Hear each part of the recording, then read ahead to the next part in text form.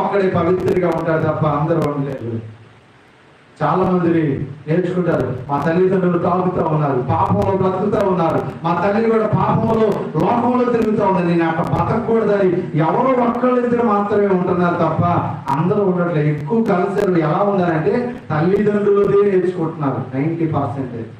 ఎవడో బుద్ధున్నోడు మాత్రమే, ఎవడో ఒక్కడో ఇద్దరు మాత్రమే వాళ్ళలాగా నేను తాగకూడదని నేను తాగుడు మానేశాను అంటారు. వాళ్ళలాగా పాపంలో శరీరించలో డబ్బుకి శరీరాన్ని అమ్ముకొని పోయేటువంటి బ్రతుకు నేను బతకూడదని నేను ఇలా జీవిస్తున్నాను అనుకొని బ్రతికే వాళ్ళు ఎవరో 100 కోట్లు ఇద్దరు మాత్రమే ఉన్నారు. ఈరోజు ప్రియ దేవుని బిడ్డలారా, మారాలని దేవుడు కోరుకుంటున్నాడు, మారు మనసు పొందుకోవాలని కోరుకుంటున్నాడు. నువ్వు ఏ గ్రామంలో, ఏ సంఘంలో, ఏ మతాన్ని అనుసరించినా కానీ సన్మార్గంలో, మంచి మార్గంలో జీవించడానికి ప్రయత్నం చేయి.